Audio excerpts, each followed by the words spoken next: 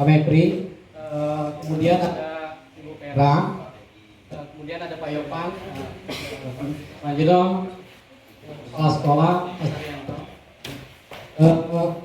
Untuk deskripsi gambar yang saya buat itu buku. Ya. Kenapa saya ambil buku? Karena aktivitas saya sehari-hari banyak di buku. Di sekolah saya dari Linggau ke SMA Negeri Karanggapo. Kalau berangkatnya pada subuh setengah 6. Jadi PP sudah PP duluan ini. Berangkat pergi pulang, kemudian sampai di rumah kadang itu jam 4 sore. Selanjutnya aktivitas saya di rumah sudah ditunggu juga. Kebetulan saya pribadi buka bimbingan, ini bukan memperkenalkan diri, ini aktivitas saya, bimbingan SK, CPNS, kedinasan, dan PPK. Itu sudah berjalan dari tahun 2017 sampai sekarang. Nah, jadi untuk mengikuti kegiatan pendidikan guru penggerak ini, ya mungkin saya ini ada kendala di waktu. Jadi bagaimana caranya membagi waktu. Nah, aktivitas yang longgar biasanya hari Sabtu Minggu itu full gitu, dari pagi sampai sore. Jadi kekhawatiran saya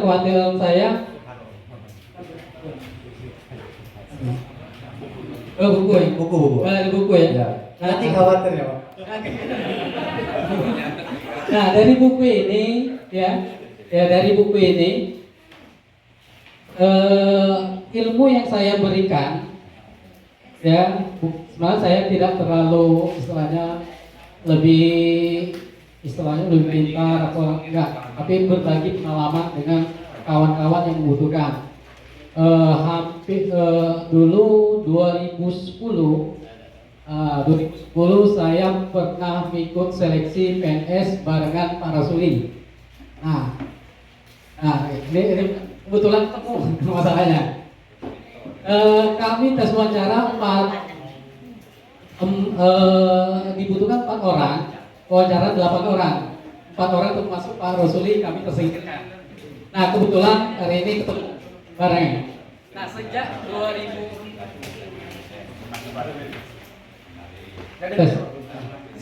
2010 itulah, nah saya mulai buka bimbingan dari anak SD sampai SMA. Pernah juga buka bimbingan PAUD 3 tahun, tidak bertahan, hanya bertahan 3 tahun. Selanjutnya 2017 ngerintis untuk buka bimbingan SKD, ya. Peserta yang lulus yang pertama kali itu anak Bu Eli, guru SMA 1, Muhammad Imam. Sekarang tugas di Kejaksaan Negeri di Jakarta. Nah, alhamdulillah kalau tahun kemarin anak kedinasan saya hanya 1 yang masuk, itu Alvin. Saya pernah ngajar dia juga di SMA Negeri 1. Dia lulus di Polteknik. Kalau di Sumatera Selatan dia termasuk peringkat ketiga sesubsel. Jadi salah satunya. Yang untuk S1-nya itu Lukita. Dia honor di protokol Lukliga. Dia itu gagal 3 kali tes polisi, 2 kali IPDN. Terakhir dengan saya belajar kurang lebih 4 bulan. Alhamdulillah sekarang tugas di Aceh. Nah, kalau untuk alumni lumayan banyak, ada di daerah luar. Di Musirawas Utara ini ada tugas di namanya Arif di Kominfo. Satu lagi Charlie itu di penanaman modal. Nah, sejak saya masuk di SMA Negeri Karanggapo, mulai saya berbagi, ya ada teman-teman di sekolah Ya, ada ilmu yang bisa saya berikan, saya bantu.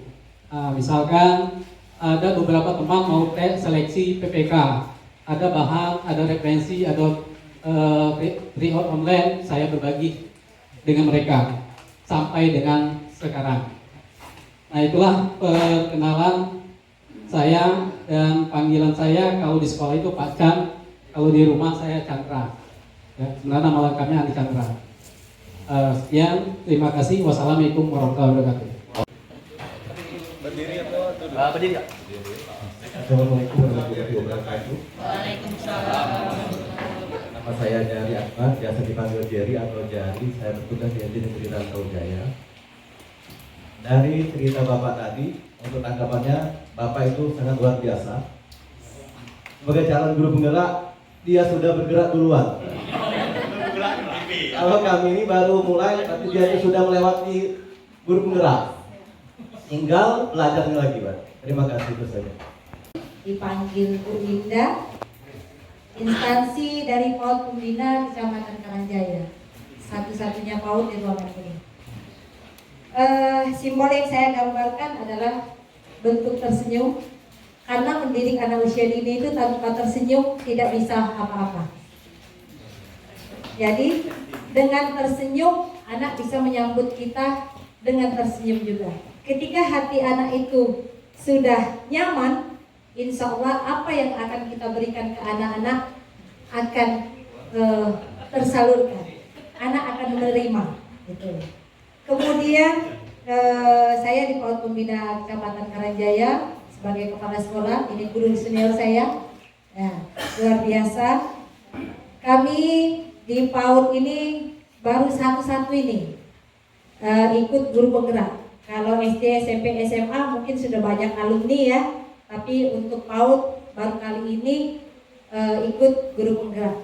Oke, nanti mohon bimbingannya pada PP, Pasir dan teman-teman semuanya. Selanjutnya dengan senyuman ini, walaupun kami ini kurang apa ya, gemuk kurang, selebih-lebihnya kurang, tapi simbol senyum itu adalah awal dari segalanya. Mungkin itu saja, terima kasih. Assalamualaikum warahmatullahi wabarakatuh. Waalaikumsalam warahmatullahi wabarakatuh. Bapak Ibu, perkenalkan saya Febri Frediansa, biasa dipanggil dengan Pak Mep. Ya, saya mengampu mata pelajaran PPKN. Di sini banyak guru PPKN sepertinya ya. Ya. Kemudian saya tinggal di Karangjaya. Di sini gambar yang saya buat itu adalah pancingan Bapak Ibu. Pancing. Jadi mengapa saya menggambarkan pancing? Yang pertama karena saya juga senang untuk mancing, itu yang pertama. Yang kedua, filosofis dari mancing ini adalah seorang yang sabar gitu. Ya, kalau tidak sabar itu tidak bakalan dapat ikatnya. Itu juga dengan guru, apalagi kami yang guru di SMA ini usia anak itu hampir sama seperti usia kami. Kalau tidak sabar, lokak banyak keributan dalam kelas, Bapak Ibu. Jadi untuk ngajar siswa-siswi yang hampir sama usianya dengan kita itu diperlukan kesabaran dari guru-gurunya. Itu. Mungkin itu perkenalan dari saya, Pak. Saya akhiri. Assalamualaikum warahmatullahi wabarakatuh. Sekolah Program unggulan dari sekolah kami itu untuk tahun-tahun kemarin Iya. SMA Sululango itu ada kelas khusus olahraga, Pak. kelas khusus olahraga. Ya, jadi mungkin banyak yang tahu kalau atlet-atlet dari Muratara itu kebanyakan dari sekolah kami. Wow, luar biasa. Nah, sejauh ini itu program sekolah. Sejauh ini ada tidak program yang inisiasinya ketika rapat itu mungkin Ibu mengusulkan satu program? Sejauh ini dijalankan? saya baru akan memulai, Pak. Oh, alhamdulillah, baru akan memulai ya Bu. Terima kasih Bu ya. Izin Ibu Bapak semua, saya akan mencoba untuk mengevaluasi diri terhadap empat kompetensi ini. Memang dari beberapa pilihan kompetensi, apabila saya melihat kesimpulannya ternyata banyak sekali kompetensi yang harus saya kembangkan. Ya, tingkatkan Ya, terlihat sekali bahwa dari sini saja banyak sekali pengalaman yang belum saya kerjakan di sekolah. Di sini sudah dijelaskan bagaimana saya harus mengembangkan diri dan orang lain. Ternyata kalau dilihat banyak sekali tantangannya yang belum saya lakukan. Dimana untuk pengembangan diri dan orang lain ini saya masih belum matang dalam spiritual maupun moral dan emosional berperilaku sesuai dengan kode etik. Karena jujur saja dalam menghadapi tingkah laku siswa di SMK Negeri Lupit, siswa kami itu 1029. 30 rombel, 62 guru. Alhamdulillah memang butuh energi yang cukup besar. Bagaimana saya sendiri mengajar siswa dengan satu kelas 36 siswa untuk memberikan kebutuhan anak masing-masing. Karena kalau kita ngajar 2 kali 45 menit itu dengan 36 siswa, bagaimana membagi waktu antara untuk mengajar materi dan membimbing etika moral maupun karakter siswa. Nanti disinilah saya mohon ibu bapak nanti masukkan terhadap saya bagaimana mengatur manajemen waktu itu. Bagaimana saya harus model pembelajaran apa yang sesuai. Jujur saja saya ngajar kelas 12, materinya fisika Bapak. Fisika alhamdulillah materinya anak-anak dengan tingkat numerik yang rendah. Jadi ini terkadang saya bingung, ini nak ngajar materi apa saya harus selesai materi yang ini atau saya harus mendidik dulu. Karena hampir yang mau belajar itu yang memang dari dirinya dan keluarganya yang mau sekolah, yang mau sudah memiliki cita-cita, itu di kelas hanya tidak lebih dari 10 orang. Iya, berarti cuma berapa persen gitu? Iya, jadi sedikit sekali. Terima kasih dengan kegiatan guru penggerak ini, insya Allah saya merasa bersemangat. Semoga teman-teman juga memberikan masukan dan PP Bu Fasil juga. Di sini tempat saya belajar lagi. Iya, terima kasih. Lalu saya ambil tindakan, anak tersebut saya panggilkan orang tua sudah 3 kali, dan yang ketiganya saya serahkan ke wakil kesiswaan, lalu anak tersebut kami istirahatkan atau kami pindahkan. Saya minta pendapatnya apakah tindakan saya benar atau tidak. Terima kasih. Iya, mungkin Pak Ahmed. Di sekolah kami juga, Ya, silakan. alhamdulillah, dan pasti semua sekolah pernah mengalami, nggak mungkin enggak.